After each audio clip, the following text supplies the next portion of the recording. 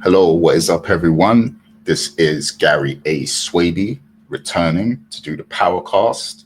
And today we're going to be recapping Power Book 4 Force Season 3, Episode 1. And the title of this episode is Do or Die.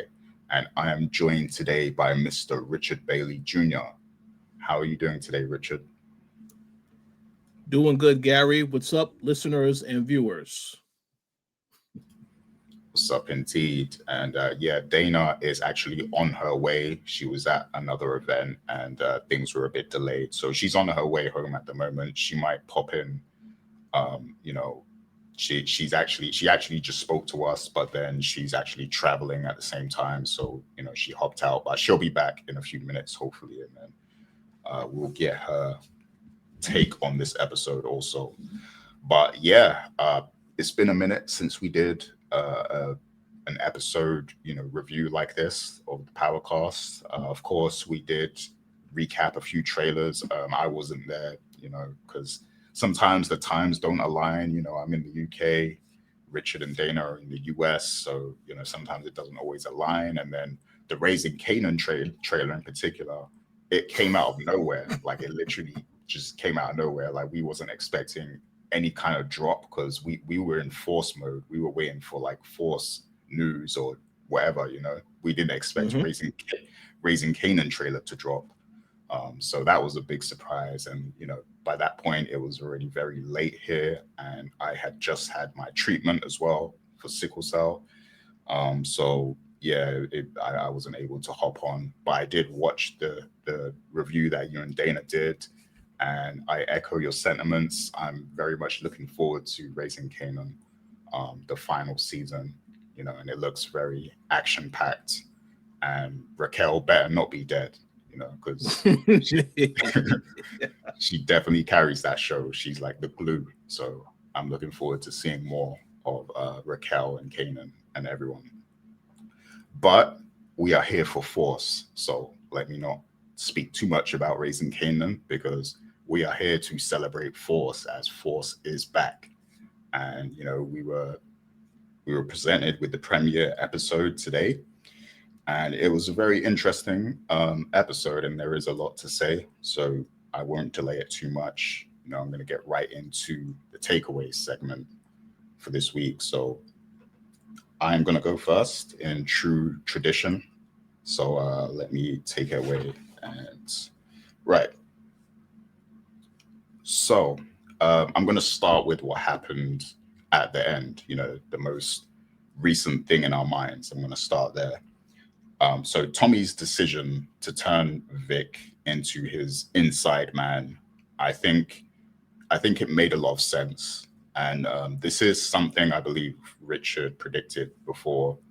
Well, I can't remember who predicted it, but I know it's something we've discussed many times on the last season, that he might use him as an inside man and stuff. So this was something we kind of saw coming, but I do think it makes a lot of sense to go in that direction. And the reason is because Tommy has been in the streets since he was very young with Ghost, and because of that, he's always been on the other side of the law. And we know that in OG Power, there was a very high profile case against Tommy Egan and Ghost. At first, it was centered around finding Ghost, finding out who Ghost is, and for a long period of time, they actually thought Tommy was Ghost. And then later on things got exposed, and then but he's always kind of been under investigation or part of an investigation. And now he's in Chicago, and that has only intensified. Now he finds himself at the center of another investigation with Stacy Marks and I forgot the guy's name, but they have a task force now that are trying to get to him. So he's lived a life of crime, and he's always been on the other side of the law. So I think it makes total sense that he would now decide to kind of flip the script and try to play the other side, because he's only been like his luck was going to run out eventually. Let me say that, like his luck was eventually going to run out. There's only so many times you could beat a case without it seeming like he has some crazy plot armor, you know. So I think this move makes sense. It definitely gives us a fresh take on things to see how he might be able to manipulate things on the inside. And what I find interesting in this episode is the DNC has been, I guess they kind of headhunted Stacey Marks. They're kind of eyeing her for the election to become mayor, I think. So, you know, her career is now on the line. She really wants to wrap up this case and get, you know, Tommy Egan, um, so that, you know, it can boost her up, it can boost her profile and make her seem, you know, like real strong, especially if she is going to run for mayor. But on the flip side of that, if Tommy Egan is going to be using Vic as his inside man, they could totally sabotage that whole thing. So her whole, you know, DNC connection, they could completely sabotage that because they might end up making her look crazy to the public, you know, somehow. So it's going to be interesting to see the dynamics of how Vic, you know, balances that, because he's going to have to interact with Stacy and he's going to have to interact with Tommy. And who is he really going to be loyal to? And what is his motivation going to be? You know, does he really want to end his life of crime and get out the game and move on? Or does he feel like he needs to remain loyal to Tommy? Like, will he take Tommy's side once it all kind of comes to a head? So I think that's going to be very interesting to watch. I do think that they're trying to make Vic a more likable character now as well, because the first two the first two seasons, he kind of seemed a bit passive. Like, you know, he was kind of a boring character at first. And I guess season two they started to make him a bit more interesting, but now it seems like they're starting to really make him more likable. You know, he does things like he brings the money and gives it to Paulie's widow, I think. So, you know, I think that's cool. You know, that they're kind of giving him a bit more character development. And also, Claudia, we know, is still alive now, so there's going to be that whole dynamic of the sibling rivalry that we get to revisit. So yeah, it's going to be interesting to see. Uh, so, second takeaway, I did notice that there's been a lot of like behind the back manipulation going on, and that's what inspired my little name tag here. Not a backstabber, because there's a whole lot of backstabbing going on at the moment. Like, so we have obviously the Janard and Shanti. You know, they want to basically get rid of Tommy, not only Tommy but Diamond too, which is Janard's brother. And then, you know, Janard actually still interacts with his brother and acts like everything's still cool between them. But then you have the whole Kilo element where he wants DMAC dead, and Diamond is Tommy Egan's partner in the game, right? But Diamond actually co-signs them getting rid of DMAC, which is crazy. Like, that's wild. Like, that he would put Tommy through that pain, you know, knowing that this is his partner. But then, you know, Tommy, he's also kind of keeping things from Diamond. So, you know, I guess from that perspective, it's like he's kind of deceiving him in a way also, because he didn't tell him about Mireya. He had to find out about Mireya through Janard. So yeah, there's a lot of like deception and backstabbing going on. Of course, the whole Vic thing as well.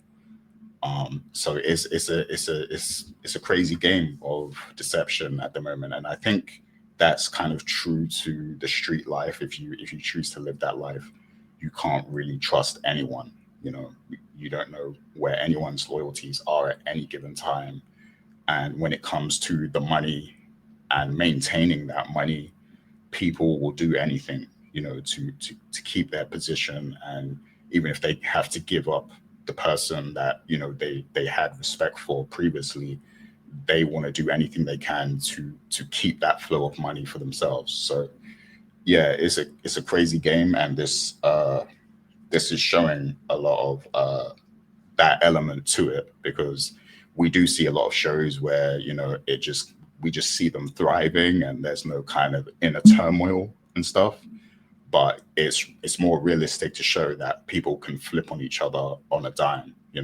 So I think that's pretty interesting to see that like Tommy really can't trust anyone. And the way I see this season going is that he kind of has to turn on everyone. I think everyone's kind of going to kind of turn on him, or he has to kind of separate himself from everyone and become his own person again. They're kind of teasing the they're kind of teasing the friction between him and Diamond a lot. So I definitely think that alliance isn't going to last very long. So yeah, we're starting to see the cracks in Tommy's position when it comes to holding down Chicago and becoming his own kind of boss, kingpin boss figure in Chicago. Like we see that the cracks are there and it's starting to break apart piece by piece. And this episode was very much about like setting up the pieces that will follow. Like you kind of got that sense as the episode goes on. It was kind of wrapping up what happened in the last season and then laying the pieces for what would follow in the rest of the season. So yeah, I want to see how they tell this story, because it does seem like Tommy is going to basically fall out with everyone. So yeah, and getting to my last takeaway here. So, and this kind of relates to what I was just talking about as well, but Tommy is going to have to break a promise to someone, because he's in a tough situation. He's right in the middle of something at the moment. So with Mireya, we see that he was very concerned about her at the start of the episode. Thankfully, she's okay, but she had a very intense exchange with her brother Miguel. And then Tommy pulled up to Miguel, threatening him, trying to find out what's up with Mireya, telling him that you better not have hurt her and stuff. So yeah, we see that he really cares about Mireya. Like they have strong feelings for one another, and that's clear to see, right? And when they interact later, she makes Tommy promise that he won't kill Miguel.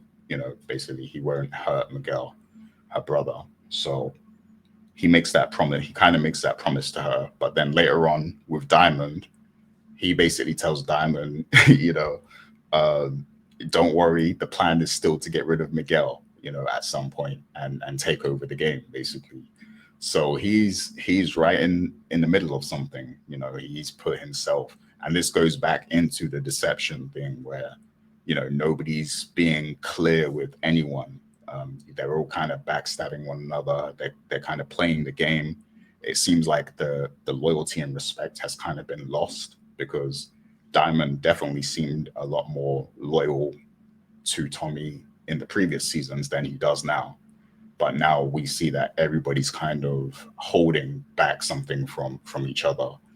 And yeah, this is going to put Tommy in a bad situation, I think. And don't get me wrong, he's got stuff to be mad about when it comes to Diamond as well, because if he finds out about the whole DMAC thing, that Diamond co-signed the death of DMAC, he's going to go crazy. That's grounds for him to kill Diamond alone right there. But on the flip side of that, Tommy is also, he's also wrong, because he's promising things that he might not be able to make right on. So yeah, it's going to be interesting, and this whole rivalry with him and Miguel, it seems like that's going to be like the crux of the season as well, because we see that they're trying to steal each other's business, and there's multiple scenes in this episode where they're kind of head to head, having a showdown. So, it seems like this whole thing is going to drag on quite a bit. So, yeah, I hope they can maintain that and make it interesting, because it might start to get formulaic if that's the main meat of the season. I'm more interested in seeing how they deal with the deception and the tension between Tommy and Diamond and Jannard and Shanti and all that stuff. And also, how does Mireya play into all of this? I am very interested in seeing the sibling rivalry aspect of Mireya and Miguel. So I hope they do play into that a bit, because there's a lot they can really unpack with that relationship also. But yeah, that's pretty much it. My takeaways. We'll talk a bit more about, the flow of the episode later. But those are the key things I definitely observed from this episode. And all in all, I think it was a really solid premiere. It did what it needed to do in terms of setting up, the story for the rest of the season. So I give them props on this episode. I do think it was definitely acted and scripted a lot better than previous seasons, I think. So far we're on a good, so far they're hitting a home run. We're on a good trajectory so far. So props to stars and the writers for that. But we're going to get to Mr. Richard Bailey Jr.'s takeaways next. So Richard, when you're ready. First and foremost, outstanding takeaways from Gary as always, and I look forward to Dana's takeaways as well. So let me say this first and foremost. I also thought this was a great first episode of Force. I want to give a shout out to Gary Lennon and the cast and crew and the writers. I think the main thing that we talked about this show needing in the past is that sometimes it felt like the show didn't feel like a power show. Now it totally does. The grittiness, the violence, the over-the-top sex, all the crazy stuff that you expect to see from a power TV show, it has that. And I think they did an excellent job with how they started out this season. So as for my takeaways, I'm going to jump right into it. Gary, you made a very good point about the rivalry and seeing how the sibling things play out. So I'm going to start with Jannard, because obviously in this episode, Jannard, him and Shanti had this whole plan last season because they had revealed to Miguel anonymously that Tommy was messing around with Mireya. And of course, they thought that Miguel was going to take out Tommy and then that was going to be it. They wouldn't have to worry about him. So, of course, they were celebrating, thinking that was going to happen. And then, of course, as later in the episode, Tommy does show up. So now they're trying to rethink of ways that they can take care of their problem. Now, again, Shanti, she has an ulterior motive here because she's saying that it should only be her and Jannard taking over everything. And she's talking about not having any problems getting rid of Diamond. And I think that is a very important aspect for people to remember, because we know that Jannard, obviously, that's his brother. So he has to choose between his brother and his girl. We know how deep he is with Shanti now after all the stuff they've gone through.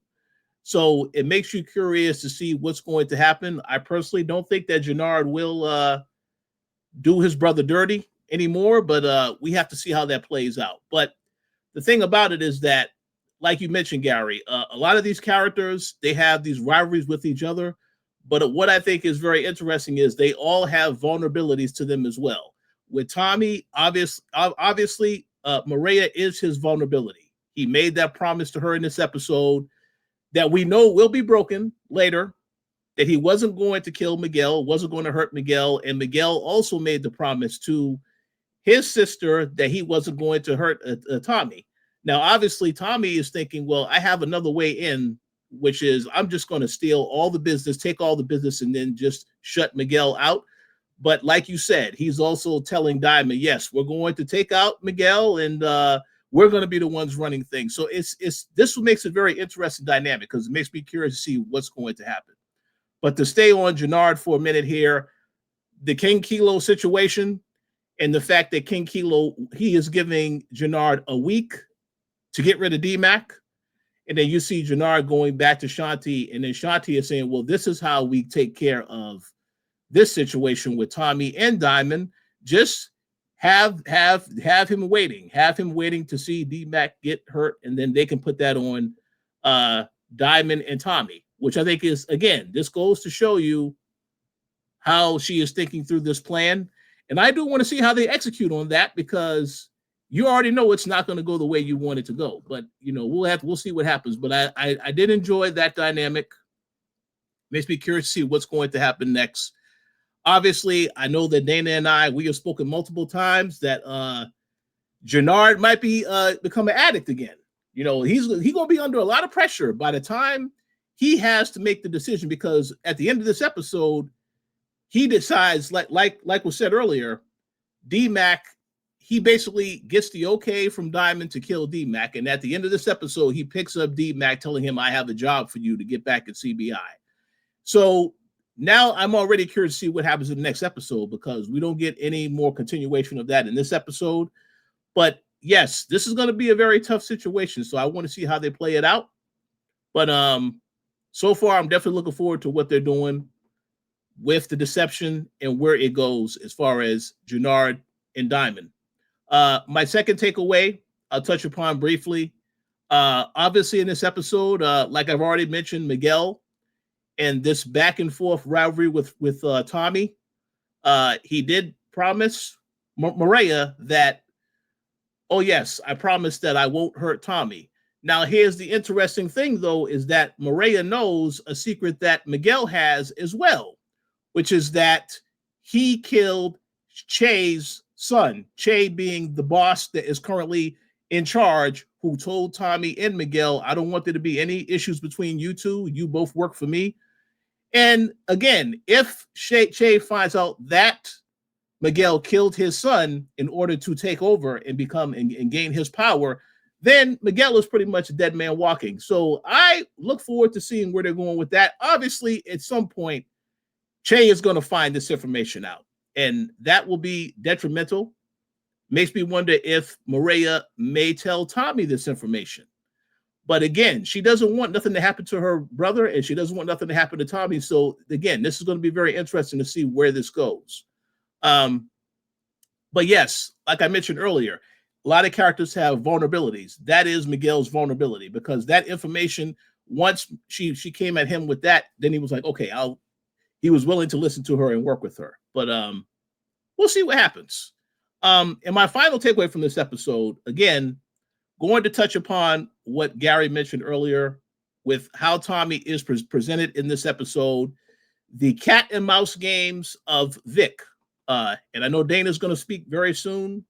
I know Dana did mention to me that Vic, one of her favorite characters of this entire series. So it's going to be very sad to see old boy get taken out. But I'm going to tell you now, ladies and gentlemen, that whole scene where Vic gave the envelope to Uncle Polly's wife, basically saying, if something happens to me, give this to the police. That is a clear indicator. This character definitely will get taken out by the end of this season. I think that is the indicator. There is no way he gets out of this. He already is a dead man walking, but I think that is the indicator that's going to happen. I am glad to see that Claudia is back, because Dana and I spoke about that. We made that prediction. That character is probably still alive. I'm glad to see she is back. And since, again, this show is power, it's about people who are able to be elevated to basically elevated to the next level. I know when we saw Claudia in this episode, she was in that jail.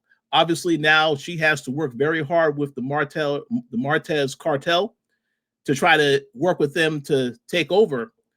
I would not be surprised by the end of this show, she is the one that's in the position of power, because again, we like that character a lot more than Vic. We made the comment maybe she could be the one that takes out Vic in the future to get her payback. Obviously, she tried to get revenge on Tommy and Shanti in this episode. That did not work. So I do want to see where they're going to go with that. But overall, though, there's a lot of interesting things happening on the show. But just to wrap up with Tommy, again, like you said, Gary, he made a promise that he will break to Mireya. He is right now very cool and collected, thinking that he has everything under control. Again, though, the situation with D-Mac, he does not know that Diamond has ordered that hit on D-Mac, that Diamond is willing to take out D-Mac and have Jannar do it. So I want to see what's going to happen when he finds that out. And then again, we also saw that Diamond was not happy to hear that Tommy is messing around with Mireya because they have business to do. So it's very messy situation. But like you said, Gary, I do believe Tommy will lose everything. I want to see how this goes. But so far, listen, I thought this was an excellent premiere episode. Like you said, it perfectly sets up the entire season. So I look forward to seeing where they go from here.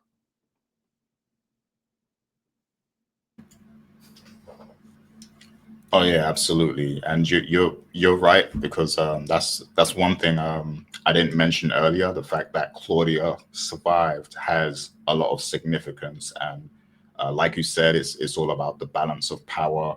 I definitely think there's a pathway where she can end up on top still, with the help of the Marquez or cartel or whatever they're called. I don't know how to say it, but yeah, she like, don't sleep on Claudia, because the fact that she survived, and we know that she probably is the smarter of the Flynn siblings.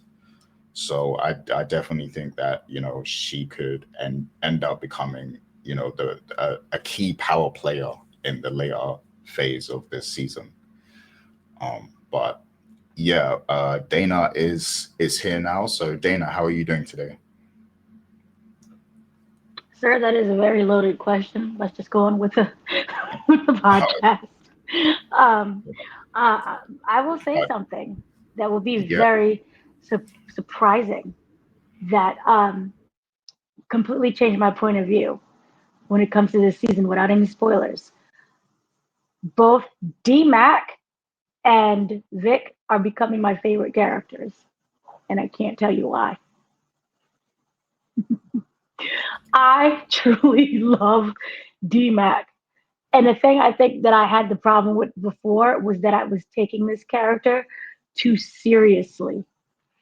And someone, you got to talk to the youngins, you got to talk to the streets. D-Mac is basically a representative of the YNs.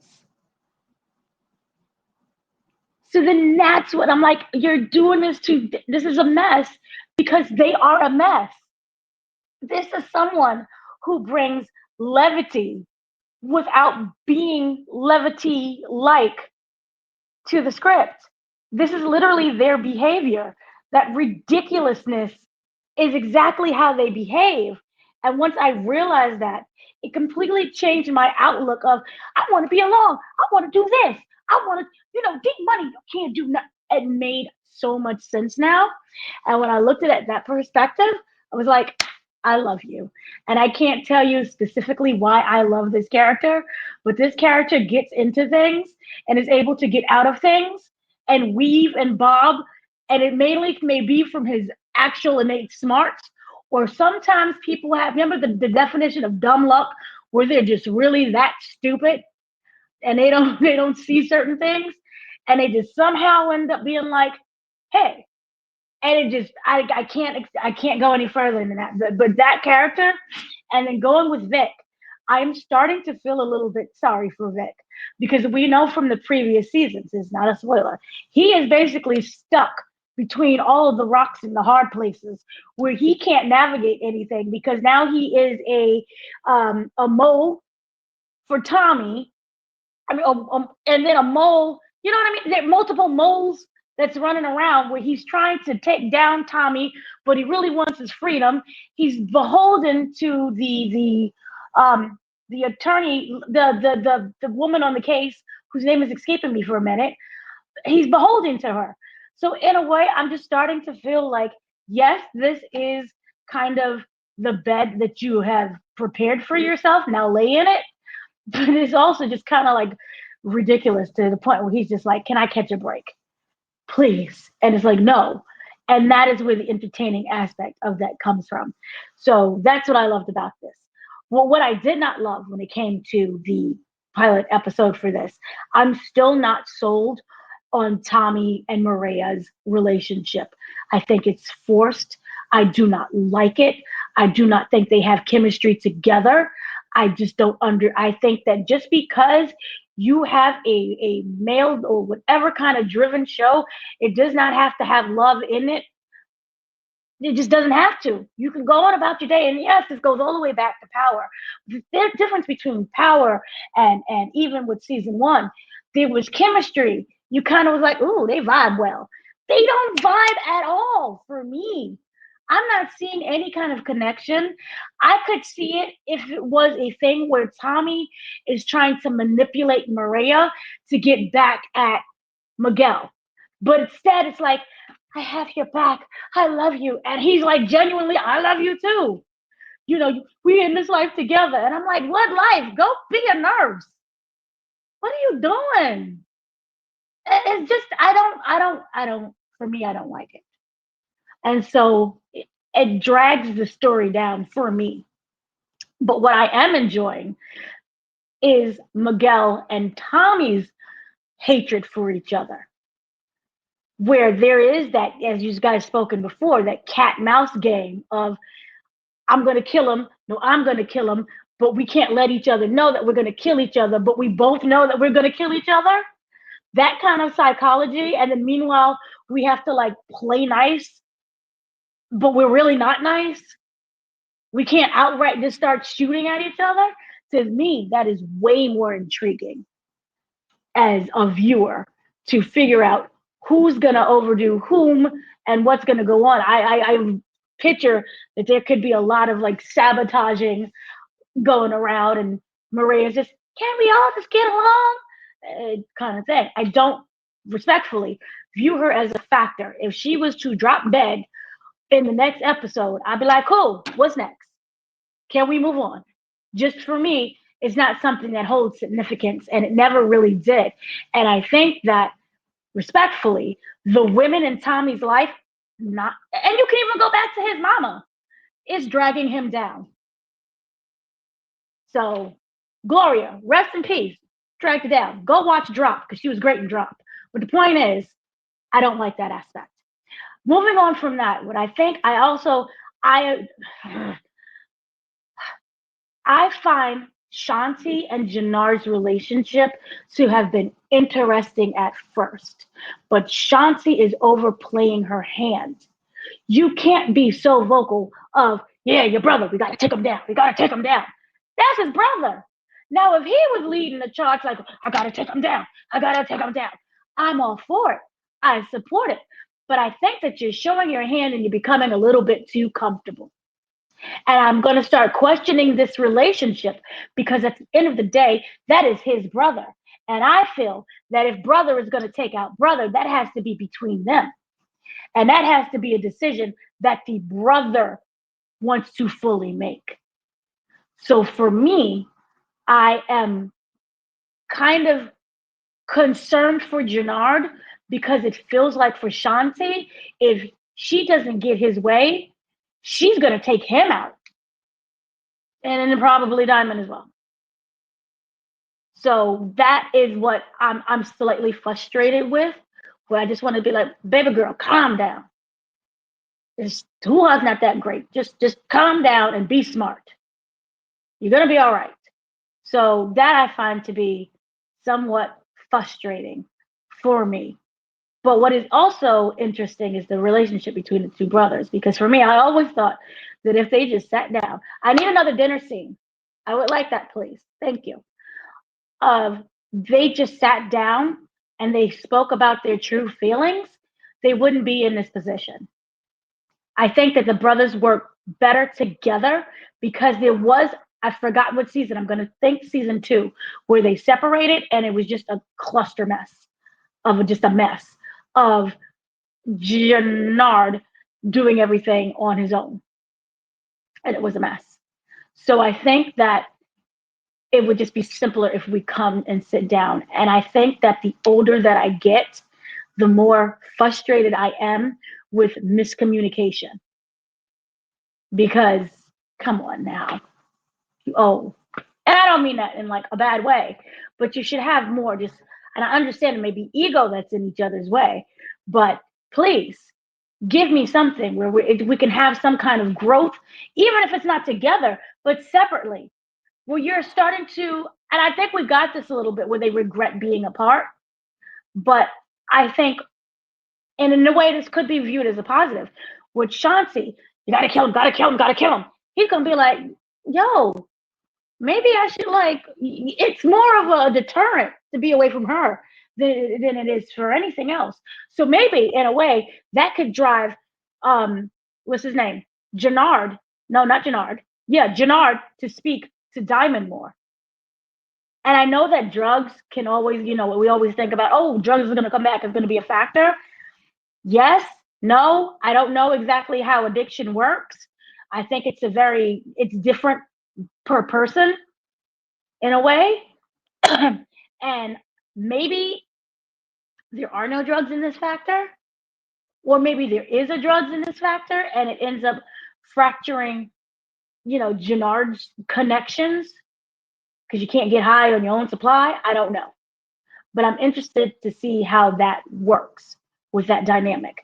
Claudia being back. Woo! I like Claudia way more than Mireya. I'm not saying don't have women. Have women, just be smart. I want to see you. I love you, Tommy. Don't kill my brother. If I was 12, I would be deeply invested in this. But I'm not 12 anymore. And like I said again, it feels forced, which is probably why they did the show Power Force. So you see, we're going with a running theme here. But with Claudia, I love me some Claudia. Ooh, she's a bad mama jacka. She's alive. Yay. I think that we we talked about this. We knew that she was alive because it just wouldn't make any sense for her to like be gone. But in the Power universe, it would be like, okay, if she's gone, just because that's how you're supposed to get rid of bodies. Like if you ever watched the Mayor of Kingstown, people drop dead all the time where you was like, I was rooting for you since season 1. And they was like, oh, he just got hit by a car. Or, the assassin came at the door and shot him in the head. Rest in peace. Okay. Love you, Cardi. Point is, I'm getting distracted. Sorry. I love the fact that Claudia is alive because it does show she is still in prison. So how is she going to claw her way through prison? Because prison itself, as we know, has a hierarchy, right? And so you have to climb that as well to get even respect from the inmates. So we get to see how she's able to use that smarts. Yes, you saw it already on the streets with money, without money, but now it's like, hey, what are you going to do inside this prison with these other women? And I think that she's proven herself to be very, very well smart and skilled. And then on top of that, her being alive, obviously someone wants something from her. And what is going to happen with that mentally, because usually she's used to calling the shots. Now she is the lackey for someone else to get her freedom. So that is kind of what I'm wondering what could happen in that aspect. And then plus, as you said, the Marquez group and what is going on with that situation. How is she able to navigate both sides? And she's still imprisoned, and it's a physical imprisonment and then a metaphorical imprisonment because she's not able to do her free will, even in the prison. So I'm fascinated to know how this will all play out, which will be interesting to see. So, sorry, I think it was 3, maybe 3.5, but that's my take so far. Oh yeah, go ahead, Rich. You got something to say? I just want to make a quick comment. First and foremost, yes, phenomenal takeaways, Dana. You made a comment that triggered me, so I have to respond to it. I agree 100% with what you say about Mireya and Tommy. When I saw the scene that Tommy went to the warehouse and the emotion that Joseph Sikora had in that scene, I was like, I laughed when I saw that because we haven't known this other character. We haven't known her for long. So yeah, it's kind of hard to believe that it's that deep of a connection. It's that deep of something that they want to emphasize, because I want to say this. I have been watching Reasonable Doubt, ladies and gentlemen. The relationship that Tommy has with his wife on that show, way more believable. So yeah, I understand that. But I just wanted to make that comment because I did laugh when I saw that. We didn't talk about what we all thought about this episode beforehand. So this is just my raw reaction to what you said, because I did laugh when I saw that. So I understand that critique. Oh yeah, go ahead, Dana. I wanna respond to that too, but you go first. No, this kind of, and this is me getting too deep with it. It's probably too deep when it's probably surface level. I think that he is an emotional hoe, Tommy. And I mean this by every woman, because if you look at Gloria died, right? Then you looked at what his mama, then you looked at Holly, and then Lakeisha, right? So Yeah. Lakeisha, all the 4 or 5 women he has been with and has poured himself emotionally into. And I think that any female that comes into contact with him, which could bloom into a relationship, because it was also maybe could have been one with that girl who died, the Spanish one who's not Gloria, that got murdered in season 2. Season 1. Forgot her name. Season 1, I forgot her name. But I think that he is an emotional hoe to women who seem to be interested in him, because the way how he is acting towards Mireya when nothing is really there tells me that something, and I blame Holly. What was his mama? I blame his mama for this, because his mama, as we all know, was not the whole, and we had this in season 1. She wasn't the loving person. See, Black Tommy got all that. He didn't. So this is why I think he connects with women, regardless or not, if there is really like a future thing. And I'm not saying that the women in the past didn't have a future. Holly was pregnant with his baby. Could you imagine what he would have been as a father? But I'm just simply saying that I think he is an emotional hoe, and he is acting too ridiculous. He's acting like a teenager. D-Mac. He's basically acting like D-Mac, who, whenever he wanted to impress the girl, that is basically him right now. And for me, I'm sorry, it just feels surface level. I cannot connect. You are acting like a 12-year-old, and you're like 45. I'm going to assume. So that's it. Yeah. So what I want to say on that is like, I kind of agree with what you two have been saying, because like in the scenes, like if I'm looking at the scenes where Tommy pulls up to the warehouse to confront Miguel and find out where Mireya is, and then also the scene where Mireya confronts Miguel and she has the gun and she points the gun at Miguel and then to herself. Like those scenes, I think, were done really well, and it kind of shows, two characters in love. But then when you see them together, when you see Tommy and Mireya together, it feels like the chemistry isn't actually there. Like it's not as strong as it should be. Like, so it's like you have these two scenes where they're clearly, fighting for this love, but then when they're together, you don't really feel the love as much. Like you don't feel like it's there. It seems superficial, at that point. So I think, yeah, that is like you're correct, Dana. That is an issue, and also they fell in love way too quick as well in season 2. They went on a few dates or whatever, and then it seemed like they were in love basically. So it did develop like very fast and superficially. And I guess it's time constraints. They don't have enough time to show the relationship, I guess, because there's so much going on. But yeah, that is a problem, because it does seem like a mismatch when you see those two fiery scenes at the start, and then when they're actually together, it's like there's no spark. They definitely need to fix that, to show, because at the moment I feel like Tommy was much more emotionally invested in his relationship with Holly and even Lakeisha as well. Like It seems like there was more chemistry with those than there was with Mireya, but he's ready to die for Mireya right now, it seems like. And you just don't feel the same spark, from their scenes when they're together. So he has more chemistry with Tasha. yeah, of course. Yeah. So yeah, that's something they need to work on for sure, in the next few episodes. But so you also brought up Shanti. And do you think Shanti needs to kind of like slow down a little? Because I don't know if it's because I'm having brain fuzz from the last season, because I can't remember all the details.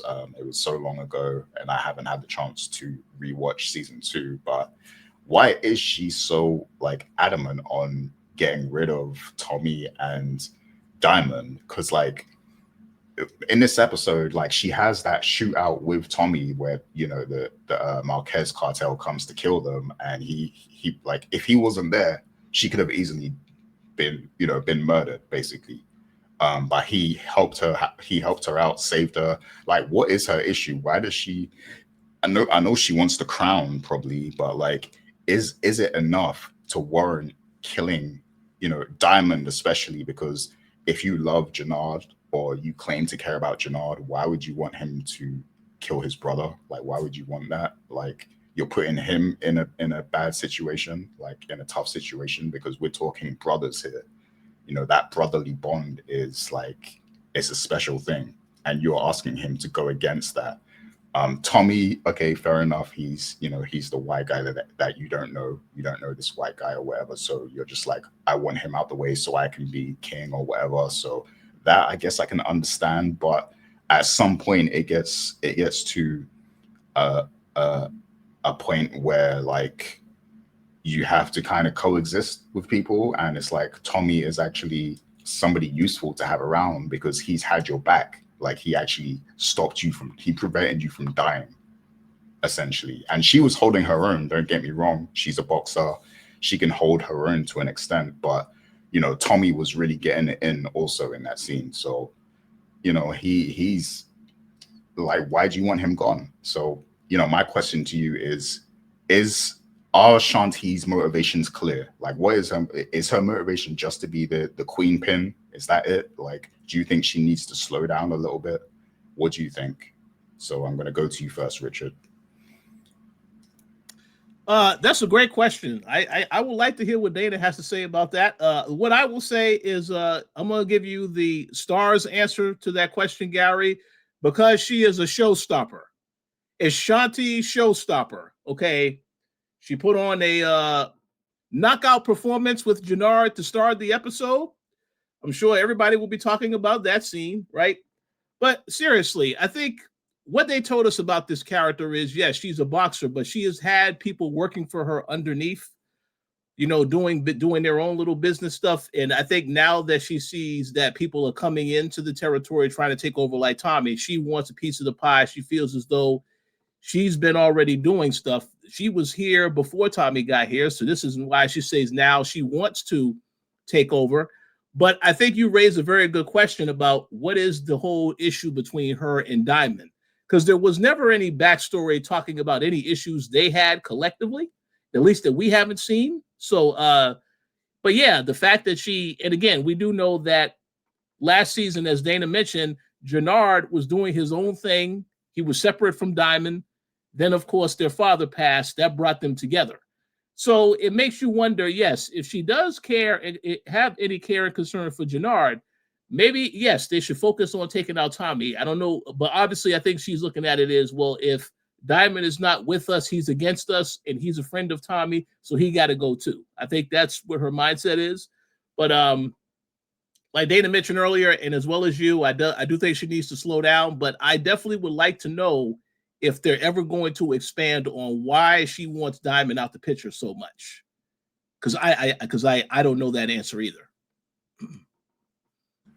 Yeah, what do you think, Dana? Hear me out, because I'm thinking. I got my thinking cap on. See, National Geographic, it's a science, but thinking in them. What if, and it may be done really sloppily and stupidly. One of two things. What if this is a trick to get, because she can't go after Diamond, to get Jannard to kill Diamond so that she could kill Jannard. But she can't kill Jannard until Diamond is killed, because Diamond would kill her. So the long con. Or we have the corny con, which is men make it much more, they get much more respect quicker than a woman does. And therefore, I need to use a man in order to get the same respect, to the grades up and higher in my power. Those are the only other two options that I can really focus on, because she's acting too cornily. Like, she's too desperate right now in this season. Like, I can understand if everybody's both high, you should kill your brother because he's a piece of shit, and then you could go and be number one and I could be your right hand man. But she's not doing that. This has been a whole season and 2 seasons, maybe 3. I can't remember what I did yesterday, but the point is, this has been a multitude of kill your brother, kill your brother, kill your brother. So I think that she is probably playing that long con with the undertone of, I can't succeed as a woman on these streets without Jannard, because he has a different kind of respect than what I would have by myself. And when we tried to break away from CBI, everything went to poopy pants. So right now I'm going to utilize and use him for my benefit. But once he's done that, I'm going to take him out. And then that'll be that. And then maybe she's also thinking the 2 birds in 1 stone. Tommy's always around Diamond. So once he kills Diamond, he's going to kill Tommy too. I won. And that's how it is. Yeah, I can see that. I like that answer, because she's definitely the brains of the relationship. She's the thinker in the relationship. So, and she's definitely playing chess with Jannard, because even when he goes to see King Kilo and then he comes back and he tells her that he wants D-Mac gone, she basically kind of takes over that whole situation and tells him what to do, like, keep D-Mac alive, and let's try and set it up that it was actually Diamond and Tommy, so that we can get them killed or hit or whatever. So she comes up with all the ideas, and she kind of like, she talks down to Jannard like she already is his boss. So I think what you said is true, where it's like, she's in a man's world, so she has to kind of control the man to kind of do the things that she might be physically incapable of doing, but she is really in control of the situation, and she just wants to be at the top of the game, period. So yeah, go ahead, Dana. I could be wrong with this assessment because of the order of things. Doesn't she always bring up killing Jannard after they then had the sexy time? So then using him at probably his weakest, it was like, oh, I love you, baby. And then like, hey, I'll do anything for you. Kill your brother. I'm just trying to remember in my brain how that, going back from like, not even like this season, but the Richard, are you okay? Yeah, that's good. That's good. I feel like I'm just kind of wondering, because that would be a way to easily manipulate someone. And he's always prepared and ready. So that's kind of what I'm wondering. If that's like a tactic that she's using. Well, it's smart, but it's not. I think that definitely was a tactic in this episode, because we saw that scene. After that scene, then you talk about, so this is the plan. And then she was also antsy about, well, Miguel should be taking Tommy out now. Why haven't why didn't they contact you back yet? So yeah, she is all business right after that. So that's a good point. I'm not sure. I will say I will just say I do like the character, but I want to know where they're going with this. So this will be interesting. But go ahead, Gary. What was you going to say? No, I was just going to say, yeah, it didn't feel very loving. Like, they're having an intimate moment, having sex or whatever. And then immediately after, she's like, "What's up with this death? Like, what's up with Tommy's death? Is he dead yet?" Like, she just immediately she switches. Her demeanor just switches that quickly. So there's definitely not any love involved in this relationship. Like, so yeah, I think it is a lot of manipulation on her part. But yeah, so how do you feel about Claudia then getting back to her return? Because I think we all kind of guessed that she wasn't actually dead because we never saw a body. And yeah, there were other things that kind of hinted that she's still alive. So like I said, my memory's a bit fuzzy on the details of what happened in the last season, but I remember that she was aligned with Shanti for a little bit. So I'm guessing Shanti backstabbed Claudia, right, at the end of the season. But what do you think is going to happen with that relationship? Because now the two of them are at odds as well. So do you ever see them kind of getting back on the same page, perhaps, or do you think it's going to be all out war between those two now as well? Go ahead, Dana. I think you wanted to say something. No, because remember, from my understanding, it was Shanti and Tommy working together to take out Claudia, which he has better chemistry with Shanti. Come on now.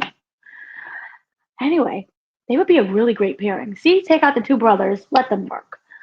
Point I'm simply making is this. I forgot what the question was. Nah, just how you see it playing out between Claudia and Shanti. Oh, yeah. So Claudia is now out for revenge. She knows. And then now, they are gonna probably be not necessarily scared right away because she is still behind a prison cell, but we don't know how long that would be. So I'm kind of wondering, is she going to use the tactic of getting out of prison, doing whatever she has to do to get out of prison, even it was to go after, I don't know, Marquez or whomever it is, in order to enact her revenge against Tommy and Chauncey, and of course, obviously Vic. Vic's been we've been trying to kill Vic since season one. Um, so I'm kind of wondering if this is going to make her more desperate to get out. And what does that desperation look like on the outside when it comes to Shanti and Tommy? Obviously, word is going to get out that she is alive, and they're going to know, and they're going to sit and be like, oh, trying to, maybe it ends up, how do we have another plan to get out? I don't think that they're necessarily going to be running in terms of like, oh no, she's out. What are we going to do? Or even, oh no, she's still alive. Our plan has gone to poop. We don't know what to do. I do believe that both of them, if Shanti can stop trying to kill people, could come together and bring up maybe another plan to get her taken out. I don't know what that would look like. I think Claudia is expecting that. That's the thing. And therefore now she's on the P's and the Q's and the T's and the I's.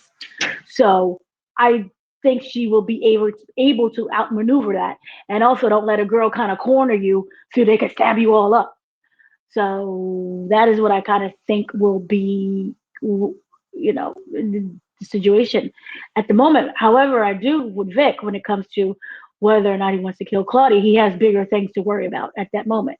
Like I said, he's trapped right now. So I don't think that Claudia is the main focus for him, or is going to be that main focus, because he's just getting it up the boo hoo ha everywhere he can with the lady, and then he's trying to run for freedom. So yeah, I think that it's going to be Claudia just being smarter and being able to outmaneuver, and then also with that act of desperation to get out. Well, do you think one thing Tommy might have Vic do is maybe find out some information on Claudia, because I think in this episode they find out she's alive, and if they're going to be using Vic, yeah, I think they know that she's alive now. So Being careful, try not to spoil nothing. Oh right, yeah, because you've seen more than we have, but I feel like one of the things he could do is try and figure out what Claudia's moves are, maybe who a lawyer is or whatever. And we know there's the Asian dude who's been going to see her and stuff. So I don't know if they'll be able to track down that person because he's aligned with the Marquez cartel, right? So yeah, maybe they'll be able to track down that person or something. I don't know, but I feel like at some point we're going to get direct tension and conflict between Claudia and Vic in some way this season. So I'm just interested to see how that will play out, and maybe even once Claudia gets out, maybe one of them takes out the other somehow. Dana mentioned that they're kind of teasing Vic's death, Vic dying and stuff. I think Richard mentioned it too. So maybe she takes him out. I could also see it being the other way around, perhaps, but I don't know. Claudia seems like the smarter of the two. So go ahead, Richard. All right, I'm gonna give a controversial response to this. Listen, we've said it before. I'm gonna say it again. Claudia is a more interesting character, probably the best of the Flynn characters still alive. So if she takes out Vic, I'm here for that. I would love to see that. Okay, and again, I understand sibling rivalry, but yes, he had it coming because he's a dead man walking anyway. But to answer your question, Gary, I don't see any reconciliation between Shanti and Claudia. She trusts no one. It's an all-out war. Like Dana said, she will do what she needs to do, possibly to get out of prison. But until then, yes, that's what it's all about. It's focused on taking out Tommy, which will never happen because Tommy is the star of this show. He's going to be in the next Power spinoff, so we know Tommy is going to be fine. Shanti, however, we'll have to see how that plays out. But one thing I do want to say, because you mentioned the Marquez cartel, Tommy had opportunities to take out certain characters on this show. He never has. So I was glad to see the Marquez cartel get rid of Merkovich, because that is a character that should have passed a long time on this show. That lets you know, that establishes to you this cartel is not playing. They clearly will do whatever they need to do. Obviously, they looked weak when they sent those two guys that got taken out by Tommy and Shanti. But I do believe whoever they have in charge, whoever that person is, that's probably someone you should take serious. So I look forward to seeing them establish that, because in this episode, they told us, hey, they will cut any loose end they need to cut. Clearly, Merkovich was a loose end. They had to get him out of here, and I'm glad, because I don't like that character, so I was glad to see him go. But we'll see what happens. Oh yeah, they're clearing the chessboard now. I think that was definitely a necessary death, getting Merkovich off the chessboard so we can focus on the other characters. But speaking of the cartels, right? Miguel is kind of like the main op of the season, the main villain, kind of, the main opposition for Tommy. And just like how Tommy told Diamond that the plan is still to eventually kill Miguel and take over and all this stuff, Miguel was having a similar conversation with his partner at the bar, saying, despite what he said to Shay, he still wants to take out Tommy, but he has to do it in a way where it doesn't look like it came from them, I guess. He has to do it in an indirect way. So how do you think he's going to do that? Is he going to try and turn someone against Tommy? And Dana, what's so funny? Did I say something wrong or something? Because I see it's just busting so up laughing. funny, because they're both like, I'm gonna kill him, and he's like, I'm gonna kill him, and it's like the whole thing is just ridiculous. And it's like I stated before, it's that cat and mouse of them trying to kill each other without directly trying to kill each other. So Yeah, it's, like it's they're kind of right like in each other's faces as well. Like they're throughout the whole episode, right. they're like in each other's faces, like I'm gonna kill you, and then they don't do anything. So it's funny kind of to that see. scene from that movie where they had like the huge shootout in a big crowded train, and like they had the silent gun thing, but you had to like not directly kill the person. It's ridiculous, but no, that's what I love about this whole thing. And I think to me that is where we get the entertainment aspect from, is because they're gonna end up trying to screw each other over as much as they can.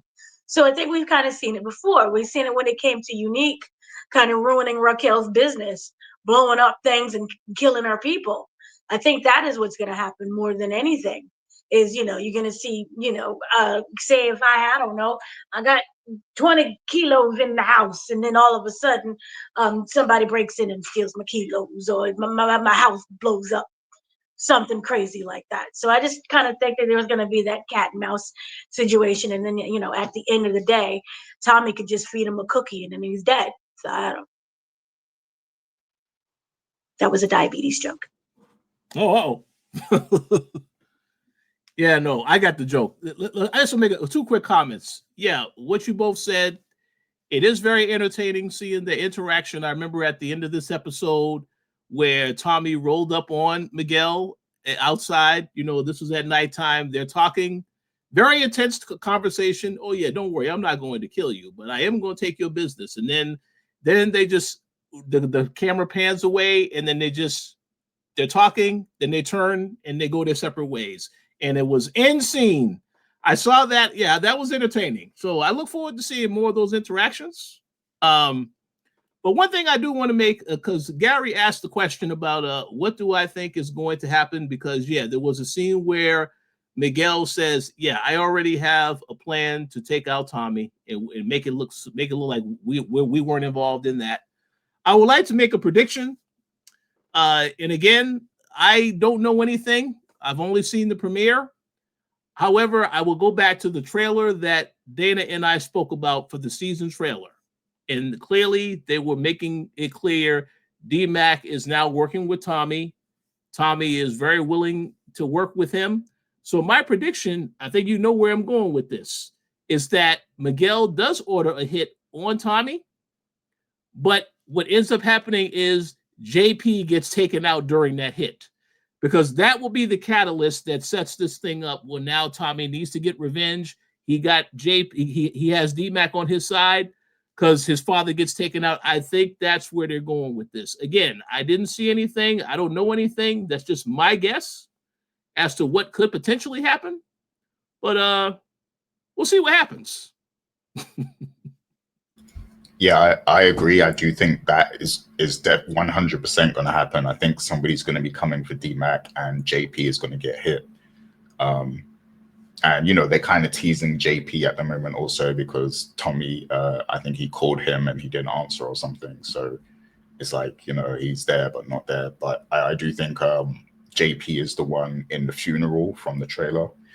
But it's just a matter of where the hit comes from, because we know that currently Jannard and Diamond have a plan to take out D-Mac to satisfy King Kilo.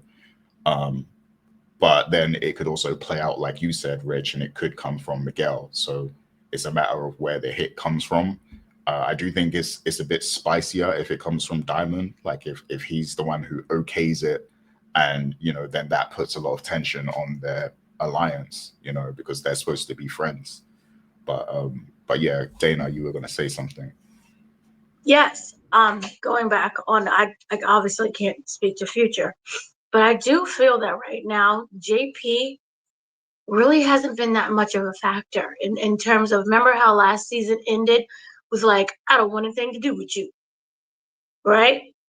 So I think that he kind of put at peace whatever happens in the future. I mean, obviously he's still emotionally attached to his child because D-Money Mac is his child at the end of the day.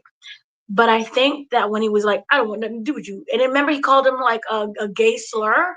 His son called him a gay slur. So he's so hurt by that situation. And I feel that overall, it looks like JP is not really a factor. So I think that would be a really great way to kind of tie up that story. Is, that happening. But in a way, I still kind of want D-Money Mac to be taken out because how do I explain it? It's not so much that his character is annoying.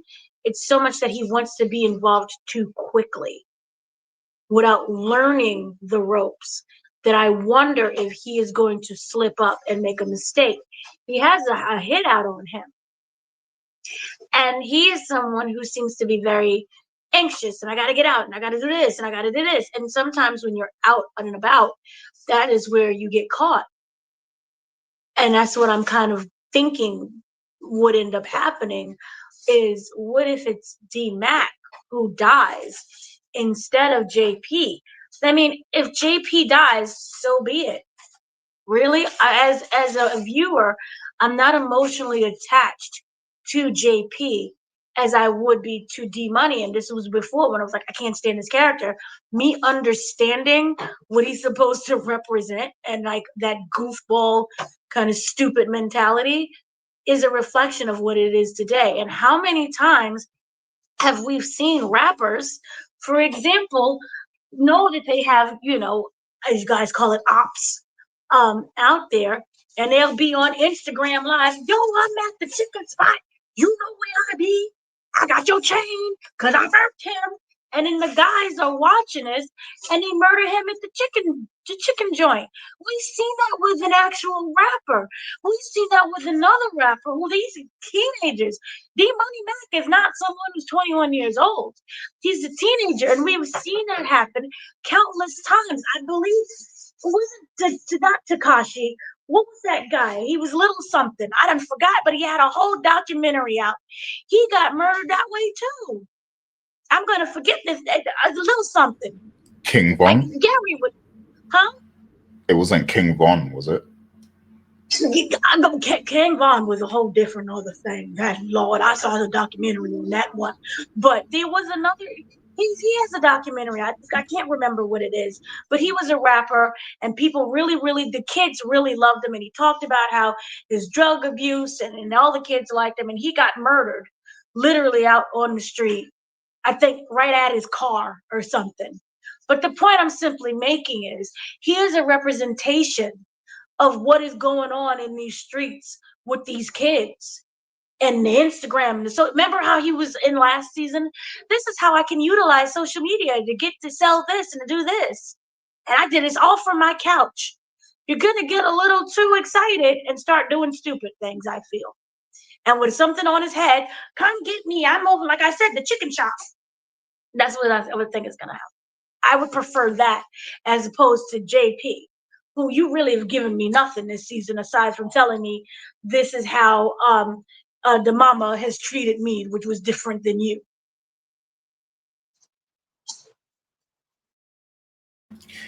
Yeah, I think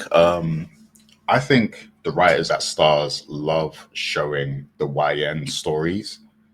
Like they like having, figures like Tommy, Ghost, Kanan, but then they also like to show the YN side of things. So I think they like having that young representation. And for that reason, I feel like DMAC is going to survive into Legacy.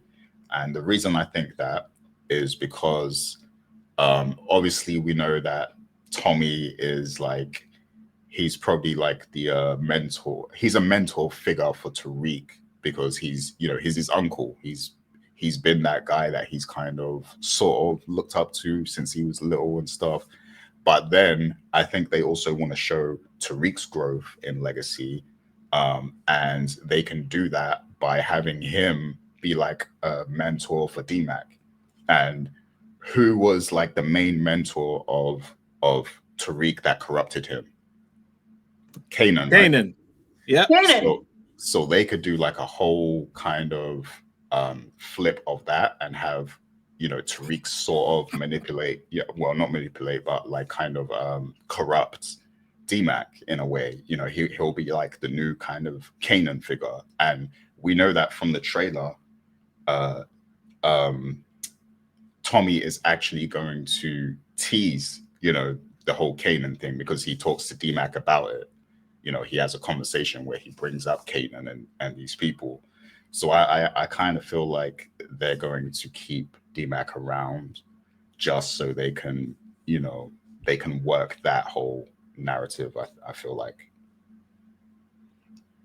But what do you think? Do you disagree? Do you think he's definitely getting taken out this season? What do you think, Rich? Oh, for DMAC, Yeah, no, I think you made a very good point, Gary. I don't think the character is going anywhere. I think the idea of having Tariq be his mentor, that will be a full circle moment. Wait, can you still hear me? Yeah, we hear you. I think something's going on with the layout here. But, Yeah, we're being Tommy is trying to he's trying to get in on this live. No, I was just saying. I think you made a very good point about Tariq being a mentor to D-Mac, because it will be a full circle moment, because we saw how ridiculous Tariq was when he was coming up in the game. All the stuff he was trying to do with the Italians, getting beat with the bag of I forget what it was. You guys know. But it clearly, Oranges. yes, there it is. The oranges. Orange. There you go. Yes, there you go. I'm glad you remember that. I forgot that. But yeah, it's like Tariq did a lot of crazy stuff when he was trying to come up and establish himself. So for him to now be the one to give D-Mac advice, that makes perfect sense. And again, D-Mac will carry on the legacy in the future, so to speak, if something was to happen to Tommy, I guess. But we'll see what happens. But yeah, I don't think anything is going to happen to him. But I do think JP getting taken out, yeah, that's probably going to happen. We like you said, in that trailer for the season, there was a funeral. And clearly in the shot they showed, both D-Mac and Tommy were the ones sitting down. So I would assume it's probably JP. But we have to wait and see. Yeah. And the last thing I'll say on that as well is like, because there's obviously a generation gap between Tommy and D-Mac. So, Tommy can be there for him so much, but he can't capture his heart and mind like a younger person could. And Tariq is much younger than Tommy is. So I feel like D-Mac would kind of look more up to Tariq, in terms of like the fashion and the things that influence them, because they're closer in age. So I feel like that's kind of what they'll aim to do with having Tariq bridge the gap with D-Mac and be the one to really take him under the wing, because there's it doesn't, the optics doesn't look the same when you have Tommy and D-Mac, just because of the generational gap, so yeah. Dana disagrees. Go ahead, Dana. I hate that idea. I understand it and I see where you're going, but he becomes a babysitter. I cannot, I don't, and I understand what the dynamic of him being so vastly older than Tariq, but I just kind of feel that Tariq and Tommy have that, like, I get it. I really, really do. Is I was actually looking forward to this just being Tariq and Tommy. And him trying to mentor and learn off of each other, and bring out that the thing that I feel is missing from Tommy, that we haven't seen yet, that we have seen but we haven't seen in this iteration of Tommy, is the cold-blooded savage nature of Tommy. Remember, and I always go back to this, remember when we had Proctor and him taking out Proctor, and it was absolutely ridiculous and it was over the top. But the point that I'm simply saying, it was this bloodbath where he is zoned in and focused on killing you by any means necessary. I think a bazooka almost went through that apartment.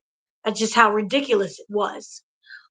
So I feel that we're missing that from the Tommy, and I'm wondering if it will be Tariq who can pull that out of him, and not necessarily D Money Mac. I don't know.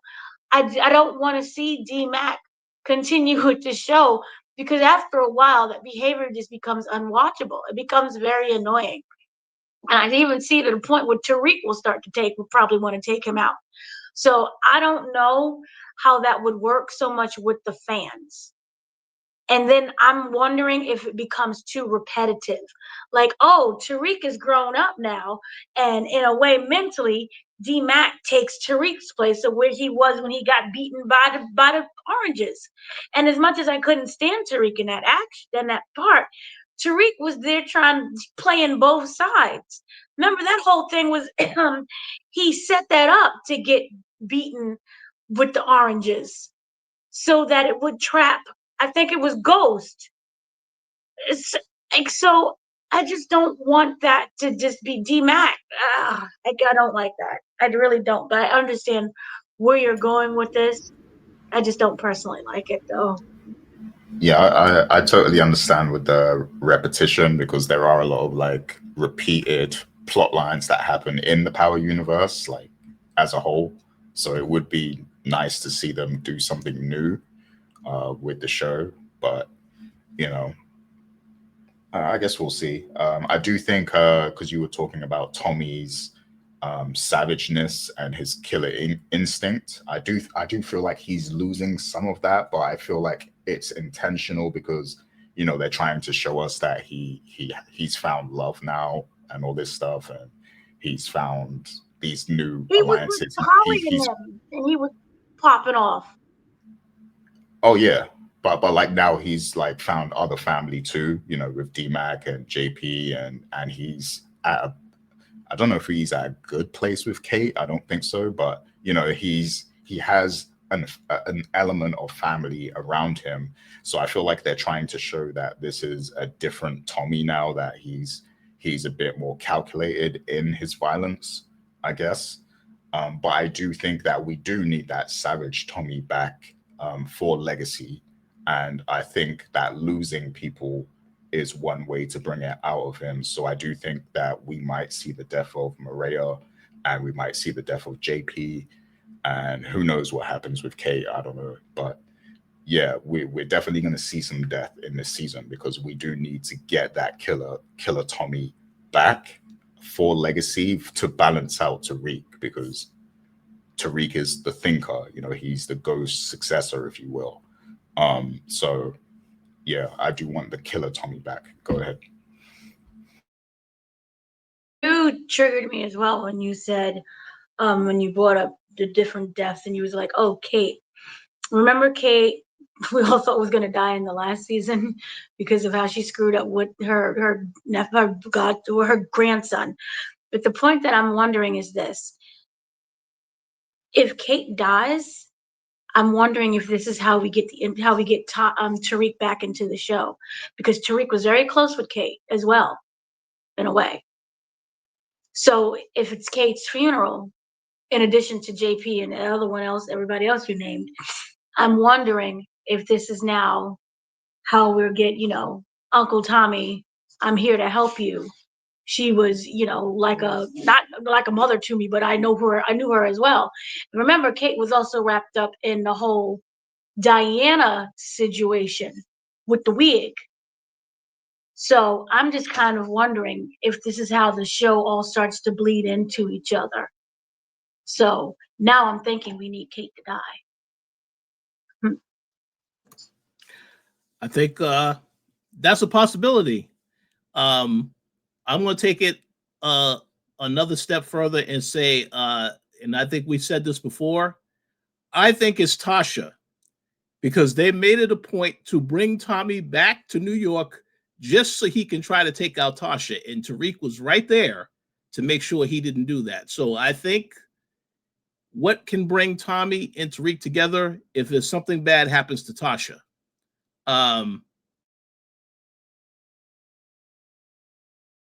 Tasha isn't on this show. But I do agree with what Gary said. There definitely is going to be some people getting taken. I mean, this is it. This is the final season, right? They say nobody is safe.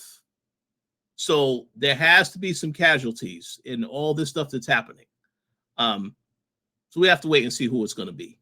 But I know Gary was very sad to see Merkovich get taken out. So brace yourself, Gary. Brace yourself. There's going to be some more bodies dropping. Yeah, I don't think anyone has said those words ever.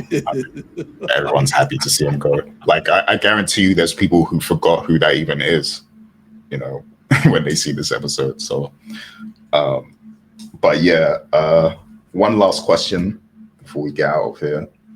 I want to go back to the whole Diamond thing where, he has that conversation with Jannard and he basically co-signs getting rid of D-Mac, killing D-Mac.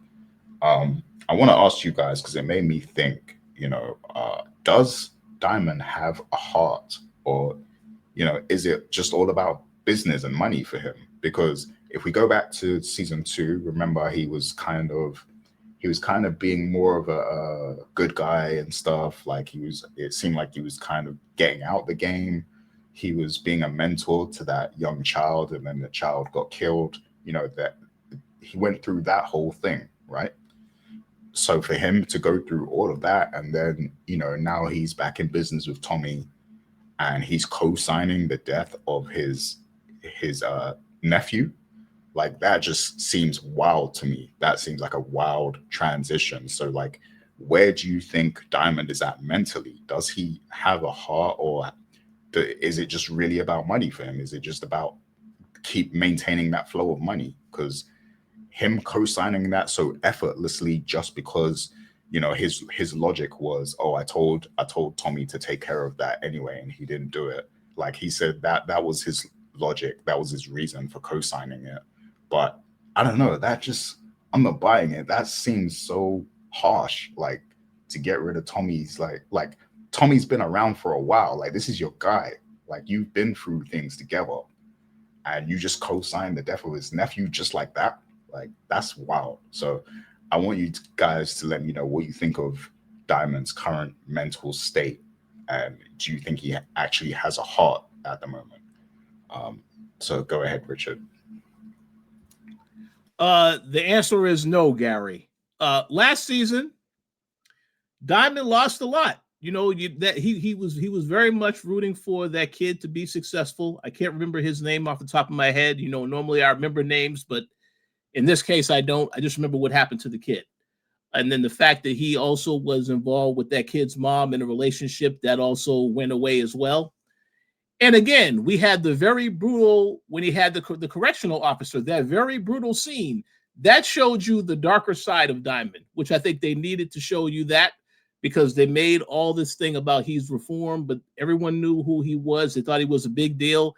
Last season, we saw how vicious and violent he can be as a character when he has that darker side and he lets that out. So I think coming into this season, I do think, yes, when he says that he would do what he needs to do to get what he needs to get, I think he's willing to do that. But I also think, the writers could be playing games with you, with us as well as viewers, because this character is saying one thing on the camera. He can have a different type of ulterior motive or intention outside of that. Because one thing I did notice about this episode, again, there's certain, like you mentioned earlier, Gary, there are certain characters they don't talk about what their true intentions are, or they do reveal a lot of details. We as viewers know that certain characters haven't figured the things out. Like Tommy doesn't know that this whole thing is going to be is planned for D-Mac to get taken out. He doesn't know any of that, and Diamond doesn't know that Jannard also is working with Shanti and she wants Diamond to go. So that's why I say somebody can have another ulterior motive, but it's not revealed yet until later on when you see what they actually do in the moment. And it's like, okay, that's different from what they told us about this character, on the surface. So I think that's a fun aspect of it, because I don't know what to expect. But I will say this, I think even though Diamond say, yeah, we'll order the hit on D-Mac, there's something else that I think that's going to happen that may change his mind on that. And I don't know anything about that, but we just have to wait and see, I think. But what I will say is this: the second episode should be very interesting, because as I mentioned at the start of this review, Jannard is the one that took D-Mac and said, hey, I got a job for you. He's the one that picked him up. And Jannard is the one that's supposed to do the kill. So that next episode should be very interesting as far as answering that question about what actually happens at that moment. But we'll see.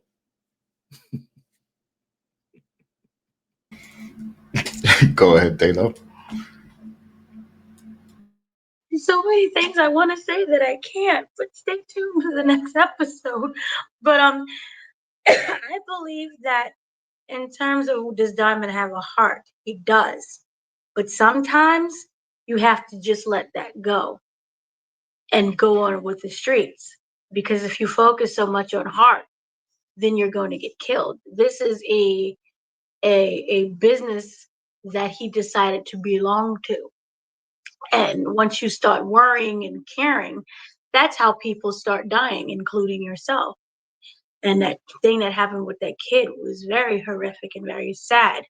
But I think after a while, it starts to lock you. You become cold to it. We've seen that when it came to raising Canaan many a times. And he even explained that, you lock that whole part out. You gotta no longer focus on that. Because if you do, then you start mourning everyone around you and everyone who had contact with you. So that is how it doesn't work for you or anybody else. You need to remain focused. That kid is dead. There's nothing that he can do to bring that kid back. So what is the next goal? I don't want to die. So I have to then kill this kid. Now that kid belongs to someone that I know, but these are the consequences to that kid's action. Because it's not like, hey, I'm just killing a kid for sport. It's in order to satisfy a hierarchy that's going to then turn around and kill me. So I think that is what happens. It's not that he doesn't feel, it's just that he can't allow himself to feel anymore.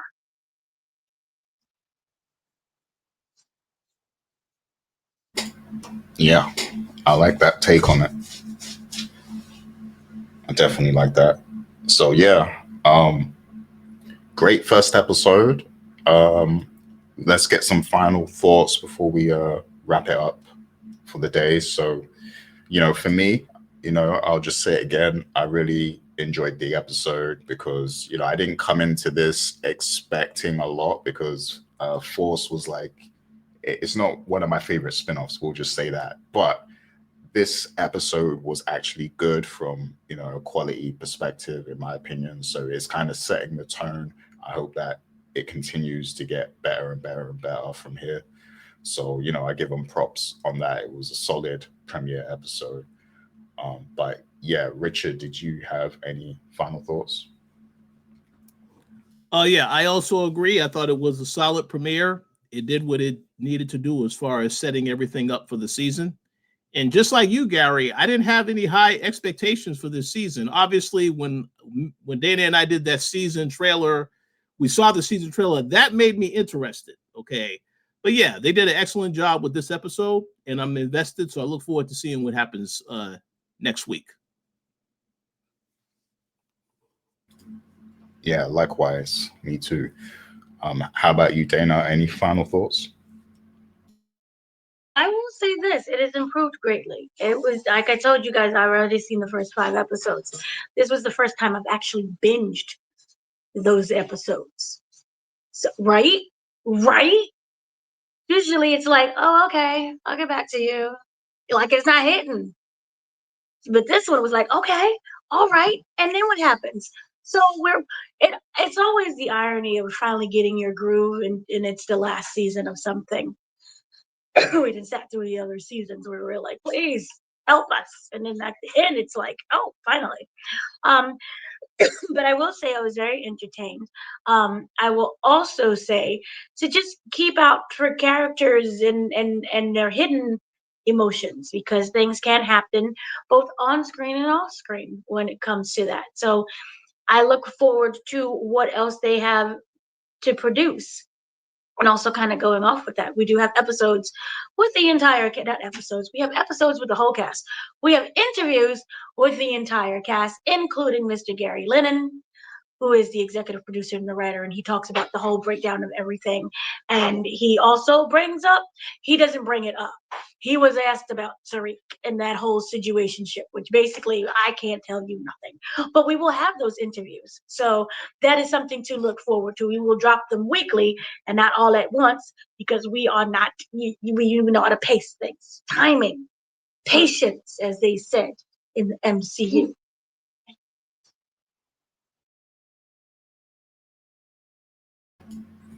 Oh yeah, definitely look out for the interviews, and as always, big props to Dana because she really does a lot of press work out there. She's always out in field and stuff, doing things, getting interviews and covering different movies and shows. So salute to you, Dana, for kind of taking over the whole interview situation with regards to Power. So look out for those interviews. They will be coming up. They will be going up on the channel.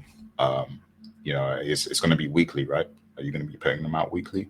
No, it's going to be weekly. So obviously, after everyone has seen that, hey, Claudia is alive, which you guys are watching this, so you guys already know. We filmed this in advance, by the way.